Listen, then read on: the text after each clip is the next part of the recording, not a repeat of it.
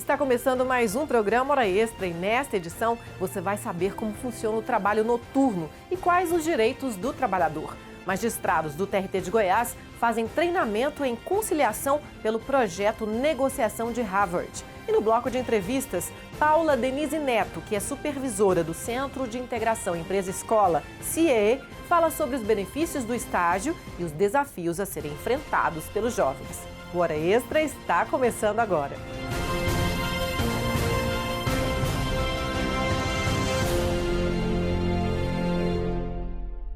Existem vários métodos e enfoques para conduzir e facilitar processos de negociação.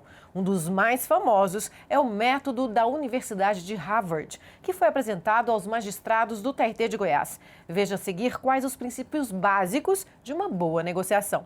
É possível aprender a negociar de forma a convencer as pessoas a chegarem a um consenso que atenda aos interesses de todas as partes? E como isso pode ser aplicado na conciliação na Justiça do Trabalho? Segundo o professor Pablo Laurino, que é consultor sênior da CMI International Group, é possível sim que cada lado de uma negociação busque decisões lógicas e resultados que beneficiam a todos, utilizando padrões justos. Ele esclarece que o magistrado pode aplicar as ferramentas de negociação no dia a dia de suas atividades. A aplicação é total, porque o que nós estamos falando aqui é de tentar resolver ou ajudar a resolver conflitos entre diferentes partes de um jeito que o resultado seja bom para ambas as partes. Então, por exemplo, um magistrado que vai ter uma audiência, que vai ter que conciliar duas partes, vai ter um roteiro, uma forma de se preparar e uma forma de avaliar o resultado dessa conciliação de um jeito muito mais organizado, muito mais, eu diria, até elegante de liderar essa audiência. O professor, que percorre o mundo inteiro divulgando o método Harvard de negociação, esteve na Justiça do Trabalho goiana para ensinar a técnica, afirma que ela ajuda as pessoas a lidar com os fatores emocionais que envolvem o processo, a entender o problema do outro e como e quando fechar um acordo sensato sem comprometer os relacionamentos. Assim, ninguém vai sair magoado de uma negociação, se sentindo lesado ou manipulado. As regras são claras e qualquer pessoa pode, inclusive, utilizá-las em sua carreira ou na vida pessoal. Como se começa praticando? Com sua mulher, seu marido, seus filhos, seu parceiro, com eles começar a praticar para se animar e aí ir aprimorando no uso das técnicas e as ferramentas e vocês vão ver que o processo adianta realmente. Henry Krause, CEO da CMI Brasil, é o responsável pela divulgação da técnica no país. Sob o nosso ponto de vista, sempre que o indivíduo está procurando influenciar a tomada de decisão de um outro indivíduo, significa que está deflagrado um processo de negociação, que me permite afirmar duas coisas. Negociação é um processo de influência. O método Harvard de negociação foi desenvolvido há mais de 30 anos por dois professores da universidade, Roger Fisher e William Ury. Eles pesquisaram o que faziam na época os grandes negociadores e criaram um sistema para tornar todo o processo mais simples e objetivo. O treinamento dos magistrados envolveu tanto matérias teóricas como exercícios práticos de negociação. É um curso extremamente necessário, importante, para o tipo de atividade que nós exercemos, sempre tentando solucionar os conflitos por meio de negociações. Negociações em que ambas as partes abrem mão de determinadas situações para chegar num consenso. Em suma, os princípios que norteiam a negociação pelo método Harvard focam nas pessoas e não nos problemas, nos interesses e não nas posições pessoais, e em critérios amparados em padrões objetivos. Um curso assim com esse porte, né, com esse acervo de conhecimentos e de vieses que estão sendo mostrados para a gente, certamente vai nos habilitar como magistrados, como conciliadores, que nós somos antes de qualquer coisa, né? E como multiplicadores de uma cultura mais efetiva da conciliação entre nós. Segundo estudos da Organização Mundial de Saúde, OMS, atualmente cerca de 20% das populações dos países desenvolvidos trabalham no período da noite. Nos grandes centros urbanos, é cada vez mais comum a jornada de trabalho noturna. Saiba na matéria a seguir quais os direitos e riscos de se trabalhar à noite. Na hora em que muita gente está chegando do trabalho em casa, este vigia está começando o expediente. William trabalha à noite há 10 anos. Neste condomínio residencial, ele começa às 7 da noite e vai até às 7 da manhã. Jornada de 12 horas. Cuidar da segurança exige muita atenção e, para isso, trava a luta contra o sono durante a madrugada. Quando o sono chega, a gente inventa qualquer coisa, uma ronda, por exemplo, dá para a gente se despertar um pouco, né? Tirar aquela tensão do sono. Além do sono, quem trabalha no período noturno também enfrenta a dificuldade de ter pouco tempo para conviver com a família. Nos aniversários dos meus filhos, foi poucas vezes que eu passei junto com eles, sempre trabalhando, mas tive algumas oportunidades, então eu sinto falta dessas oportunidades, que hoje está difícil, que eu trabalho 2 escalas, né? William conta que consegue dormir no máximo 4 horas durante o dia para repor a noite não dormida. Não é uma jornada fácil. Por esses e outros desgastes físicos e psicológicos que a lei trata diferente os trabalhadores noturnos.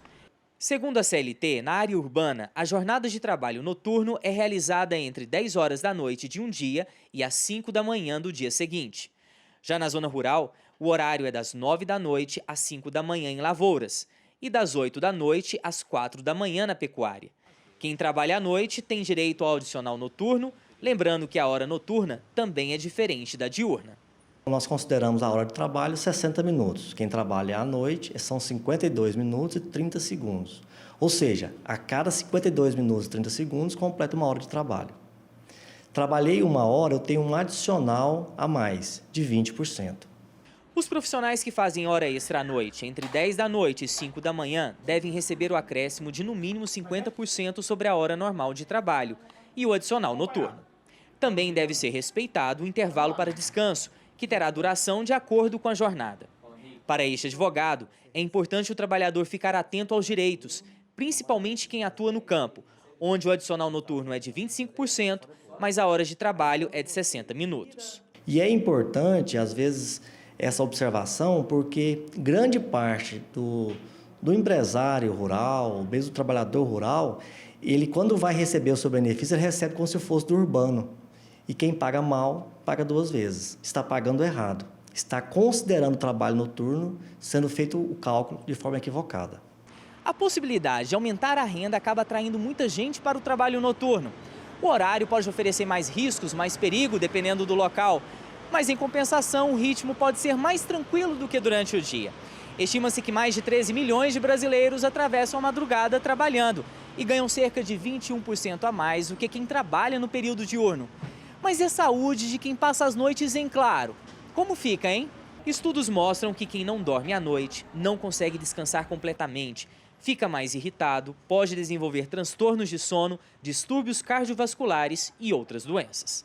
Quando a gente depara com a situação de um trabalhador de turno que precisa ficar acordado à noite e dormir de dia, ele vai ter uma dificuldade de se adequar. Por quê? Porque durante o dia a gente não tem essa produção da melatonina. Ela é totalmente sensível à luz do sol, à luz externa, né? A luz azul, essa que a gente usa do computador, da televisão, né? A luz artificial. Então, ele sempre vai ter uma perda em relação à qualidade e aprofundamento do sono. Mas para quem não tem jeito de fugir do trabalho noturno, a neurologista tem algumas orientações. Um ambiente silencioso, o máximo de escuridão possível, né? Uma tendência a você ter atividades relaxantes quando você chega do trabalho, né? Noturno, enquanto você chega em casa, justamente para o paciente conseguir entrar naquele ritual de um sono de qualidade. E isso ajuda muito, né? Deixar as preocupações de lado, a gente chama isso de higiene do sono. E alguns pacientes que têm um reflexo maior na qualidade do sono, às vezes a gente pode usar a melatonina também, dependendo do horário aplicado, da dose, para ajudar nesse aprofundamento. No próximo bloco, Paula Denise Neto, que é supervisora do Centro de Integração Empresa-Escola CIEE, fala sobre os benefícios do estágio e os desafios a serem enfrentados pelos jovens em seu primeiro contato com o mundo do trabalho. Voltamos a seguir.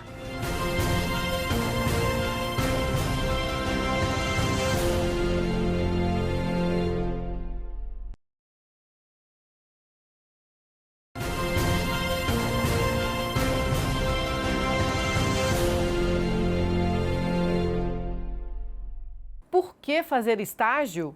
Quando começar? Essas e outras dúvidas fazem parte da realidade de muitos jovens brasileiros.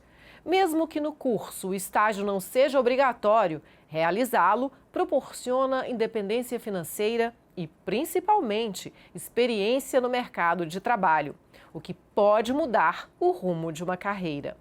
E sobre os benefícios do estágio e os desafios a serem enfrentados pelos jovens hoje, nós conversamos e recebemos em nosso estúdio a Paula Denise Neto, que é supervisora do Centro de Integração Empresa-Escola CIEE. Seja bem-vinda à Hora Extra, Paula. Muito obrigada, eu que agradeço o convite. Paula, em plena crise econômica, taxa de desemprego alta, o estágio está sendo uma forma de o jovem obter alguma forma de renda? Com certeza. Ele vem aumentando muito. Existe uma pesquisa que o CIE faz no final de cada ano. No final do ano passado, a cada 10 estagiários, 7 são contratados, são efetivados como seletistas dentro de uma organização. Isso só vem aumentando. Há 4 anos, 5 anos atrás, eram em torno de 6, 6,3, 6,6, entendeu? Então, vem aumentando, o que justifica a sua pergunta. Com certeza é a melhor forma, gera renda, ele consegue ter esse primeiro contato com o mercado, ele consegue ter uma experiência, que é importantíssima. Você vai montar um currículo, se você tiver uma experiência como estagiário, é muito mais fácil de conseguir uma colocação como um seletista. E para a empresa, quais são as vantagens de se contratar um estagiário? Para a empresa, tem algumas vantagens. A principal é ter mesmo um estudante em formação, atualizado. E também, que é uma grande vantagem, é não ter os encargos sociais. Então, para a empresa contratar um estagiário, ela tem o custo da remuneração, que é a Bolsa Auxílio, né? E aí tem o seguro, que é obrigatório por lei. Tem um recesso remunerado, que é como se fosse férias, não é férias, porque ele não é seletista. Então, é um custo bem mais reduzido se você for pensar nos encargos sociais, né? Não tem FGTS, não tem INSS, não tem multa rescisória, não tem nada disso. Então, tem um auxílio transporte, que não é necessariamente o vale transporte, é um auxílio que a lei exige, então acaba que o custo fica bastante reduzido e com um profissional que está se atualizando, porque para ser estagiário, obrigatoriamente, ele tem que estar estudando, ou o nível médio, ou técnico, ou superior. Certo, uma prática que muitas vezes acontece é a do trabalho revestido de estágio, ou seja, o estudante realiza as mesmas funções de um empregado, mas o contrato é de estagiário. Como evitar essa situação, assim, a exploração dessa mão de obra que não é o profissional ainda, né? Com essa lei, que não é mais nova, já fez 10 anos de lei, ela é de 2008, a 11.788, que é a lei de estágio. Então, já completou 10 anos, nós já não falamos mais que é nova. Ela veio acabar com isso, porque antigamente, na lei antiga, lei anterior, o estágio era permitido com uma carga horária de 8 horas dia, 44 horas semanais, não existia um padrão para isso. Então, não tinha recesso, né? Ou seja, férias, um descanso para esse estagiário, ou seja, ele se equiparava a um seletista comum e ainda não tinha os benefícios de um seletista comum, né? Os benefícios que uma carteira de trabalho pode oferecer. Então, existia muito isso, mas isso acabou com a publicação dessa nova lei de estágio, a 11.788, porque ela determina o estágio não pode ultrapassar 6 horas dia, e 30 horas semanais, não é ou seja, você não pode acumular. E tem o seguro, que continua sendo obrigatório, tem o recesso remunerado, né, tem o auxílio transporte, tem o acompanhamento, que é importantíssimo. Agora também a lei exige que tenha relatórios semestrais a cada 6 meses. Esse estudante tem que ser avaliado, o estágio dele tem que ser avaliado, é obrigatório que essa avaliação vá para a instituição de ensino dele. Então tem todo esse acompanhamento. Essa nova lei, ela trouxe muito mais clara essa relação de estágio. Uma dúvida que muita gente tem é em relação ao que é o estágio obrigatório e não obrigatório. Qual que é a vantagem para o estudante fazer um ou outro?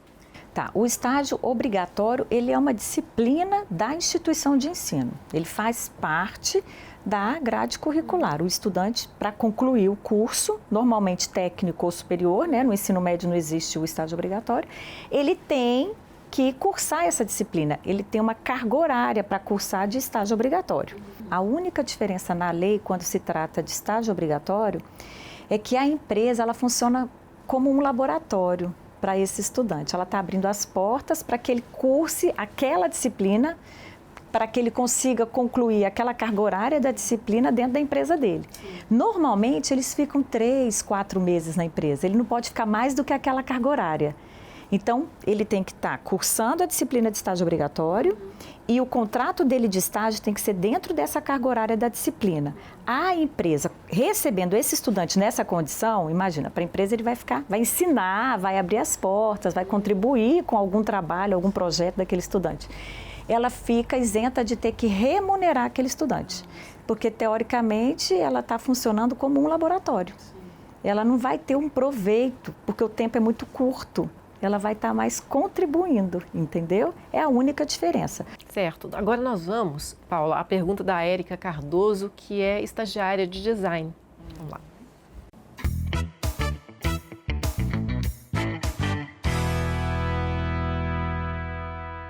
Oi, Paula, tudo bem? Eu tô tendo muita prova, tá corrida na faculdade e eu ainda tenho trabalho no estágio. Como é que eu faço para conciliar tudo isso e ter tempo para estudar? É difícil, né? Então, mas tem uma possibilidade na lei, né? A lei, ela permite que o estagiário solicite a redução da metade, 50% da carga horária do estágio dele. Então, vamos lá, se ele faz um estágio de 6 horas dia, ele pode solicitar a redução para 3 horas dia, naquele dia de prova, de avaliações. A lei, ela não fala só em prova, ela fala de avaliações. Só que isso tem que ter todo um cuidado. A empresa, ela tem que receber previamente essa solicitação. Essa solicitação, ela tem que vir da instituição de ensino, tem que ser um documento da instituição de ensino. Ela vai avaliar e vai reduzir a carga horária. Isso está na lei, ele tem esse direito. Mas o que eu aconselho? Ter um bom relacionamento com o supervisor. Muitos, N casos, os supervisores em época de prova, ele permite que o estudante até estude no local de estágio, vá para um espaço e estude, né, naquele local que ele consegue, de repente, concentrar mais. Então, se tiver um bom relacionamento, consegue até mais do que os 50%, mas tem que usar com muita sabedoria. E o Gustavo Marques, também estagiário de design, tem uma complementação a essa pergunta da Érica. Vamos lá.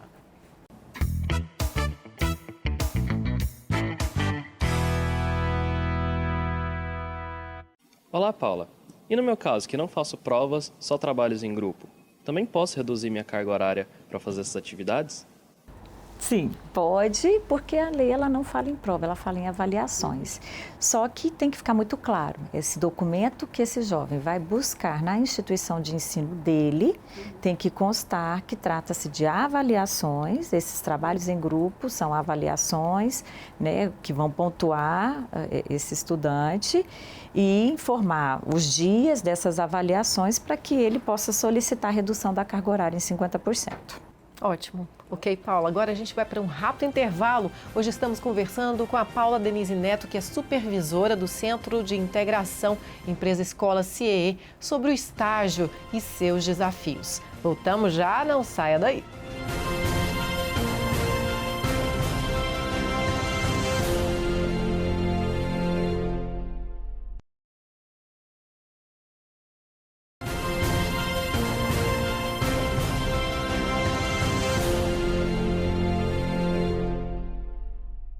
Hora Extra está de volta. Hoje estamos conversando com a Paula Denise Neto, que é supervisora do Centro de Integração Empresa-Escola, CIEE, sobre o estágio e seus desafios. Paula, no bloco anterior nós falamos da redução da carga horária, dessa possibilidade para o estudante que faz provas, né? Quais outros direitos estão incluídos para esses estudantes na lei de estágio? Tá, vamos lá. Até para que se configure como estágio. Ele tem que ter um contrato de estágio, nós chamamos de termo de compromisso de estágio. Nesse contrato tem que constar as atividades que ele vai exercer na empresa, o horário que ele vai estagiar, o período do estágio dele, de tal dia, mês e ano até tal dia, mês e ano, isso não pode exceder 2 anos. Tem que constar a apólice de seguro, porque ele tem que ter esse seguro contra acidentes pessoais, que venha causar morte ou invalidez, a remuneração desse estágio, o auxílio transporte.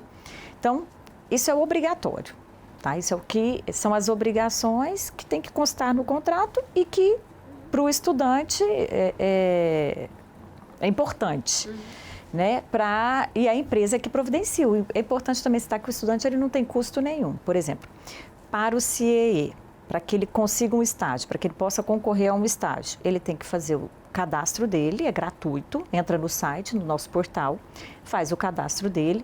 O nosso portal hoje dá uma opção para que ele grave um vídeo, é bem bacana, e já se apresente, de repente ele consegue fugir aí de uma entrevista, né? A empresa já gosta daquele vídeo dele, já falei, esse é o cara, vou pegar esse cara para mim. Então tem essa opção. Ele pode fazer um currículo, também tem dicas para que ele elabore o currículo, né, para que ele possa apresentar no estágio. Então, quem quer ser estagiário pelo CIE, entra no site, faz o cadastro, tem essas possibilidades, é encaminhado para uma vaga, conseguiu a vaga, né, vai para uma entrevista, enfim, aí tem todas as dicas, né, de seleção, do que você deve saber, como que você se comporta numa entrevista, enfim, tem todas umas dicas aí legais lá no portal.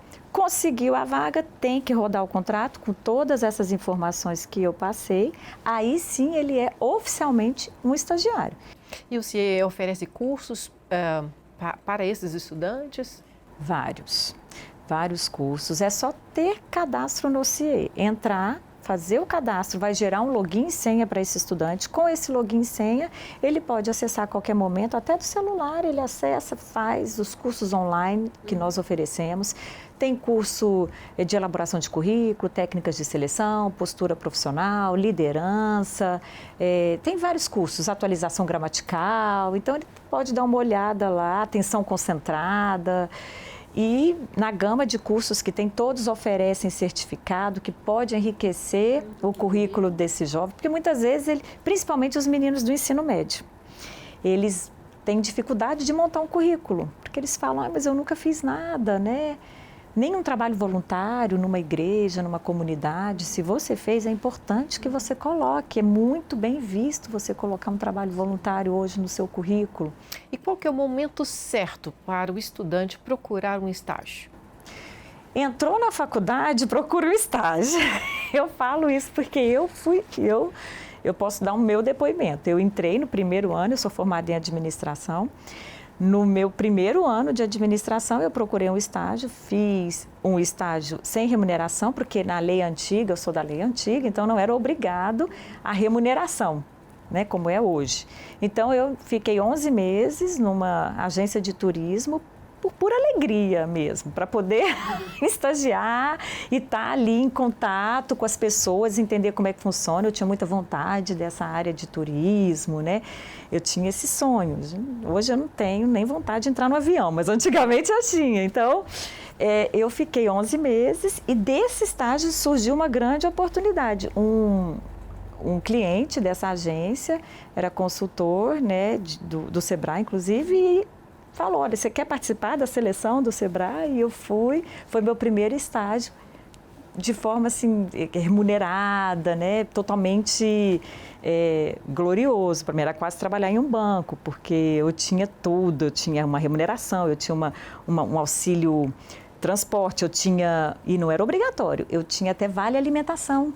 Então, na minha época, foi bacana demais. Então, a minha sugestão é que entrou na faculdade, ou entrou no curso técnico, ou está estudando o ensino médio, já procure.